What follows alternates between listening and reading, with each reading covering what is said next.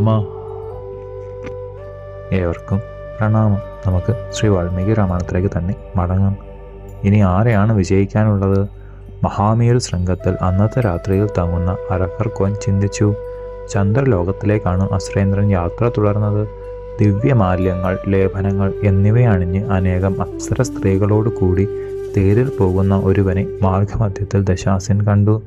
ക്രീഡാദികൾ കൊണ്ട് തളർന്ന ആ ദിവ്യ പുരുഷനെ കാമനീയാംഗികളായ അപ്സര സ്ത്രീകൾ ചുംബനാദികളാലാണ് ഉണർത്തുന്നത്.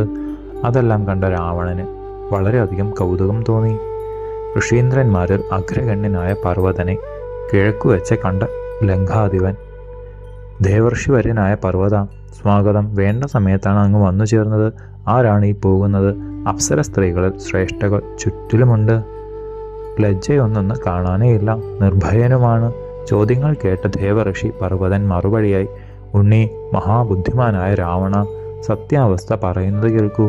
ദേവദേവനായ വിരീഞ്ചനെ ഏറ്റവും സന്തുഷ്ടനാക്കിയ ഇദ്ദേഹം എല്ലാ ലോകങ്ങളെയും ജയിച്ച് മുക്തിയുടെ ഉത്കൃഷ്ട സ്ഥാനത്തിലേക്ക് സസുഖം പോവുകയാണ്.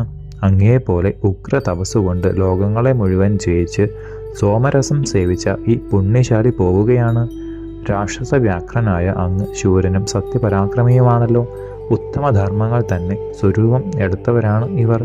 അങ്ങേപോലെയുള്ള ഊർജിതന്മാർ ഇത്തരത്തിലുള്ള ധർമ്മശീലരിൽ കോപിക്കുക പതിവില്ല.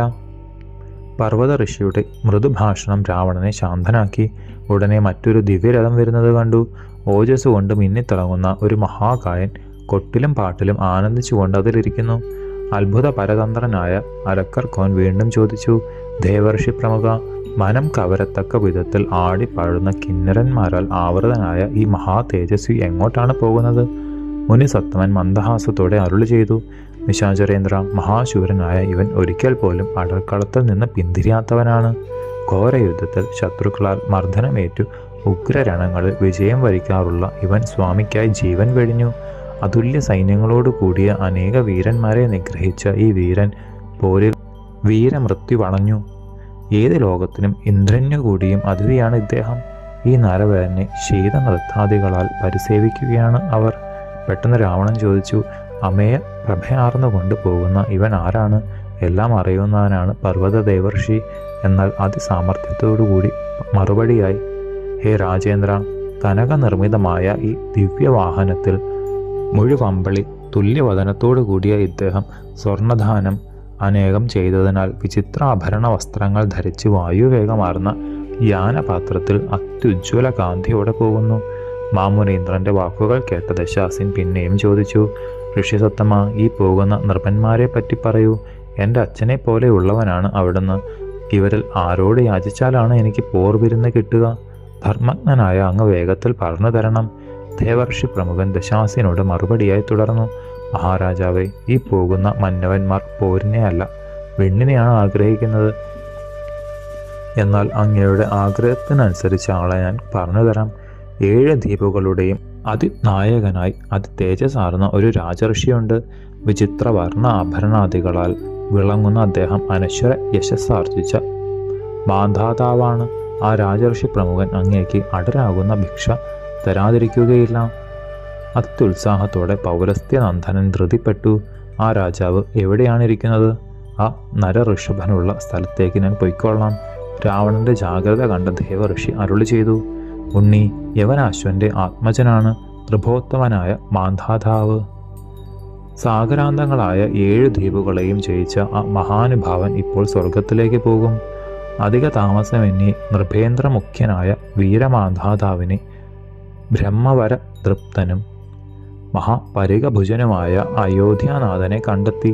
ദ്വീപുകൾ 7നും ഈശൻ തൂമുത്തുരത്നങ്ങൾ പതിച്ച പൊന്മലയും ദിവ്യമാല്യാംഗ രാഗങ്ങളും അണിഞ്ഞ് ദിവ്യരഥത്തിലേറി വരുന്നത് കണ്ട ദശാസൻ അടുത്തു ചെന്ന് യാചിച്ചു, എനിക്ക് യുദ്ധം തന്നാലും. ചിരിച്ചുകൊണ്ട് രാജർഷി പറഞ്ഞു, ഹേ രാക്ഷസ, ഇനി അങ്ങോട്ട് ആയുസ് വേണ്ട എന്ന് തോന്നുന്നുവെങ്കിൽ അടരാടിക്കൊള്ളൂ. മാന്ധാതാവിനോട് രാവണൻ തുടർന്നു, വരുണൻ, കുബേരൻ മാത്രമല്ല, അന്തകന്റെ മുന്നിൽ കൂടി നടുങ്ങാത്ത ഈ രാവണൻ വെറും ഒരു മനുഷ്യനായ നിന്നെ ഭയപ്പെടുമെന്ന് വിചാരിക്കുന്നുണ്ടോ?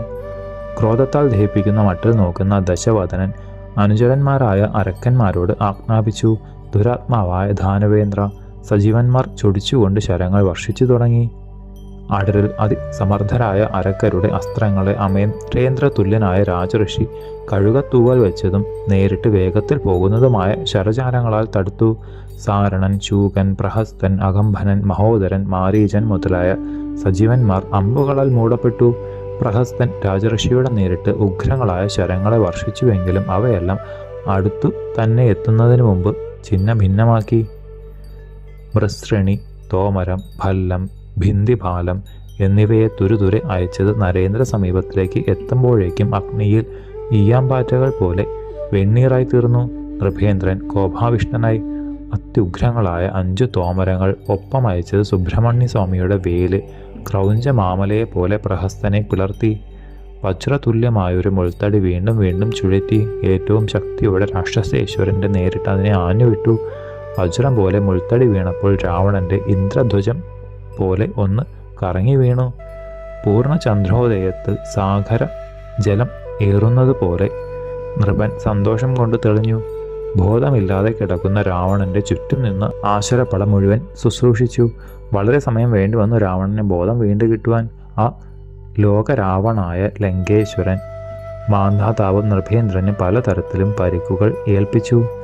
അശ്വപൂർണമായ രഥത്തെ ആ മഹാശക്തൻ പെട്ടെന്നുളച്ചു. മഹാരാജാവ് മറ്റൊരു തേരിൽ ഉടനെ കയറി. കുടമണികൾ ശബ്ദിക്കുന്നൊരു വേലിനെ അരക്കർ കൊണ്ട് നേരിട്ട് ചാട്ടി.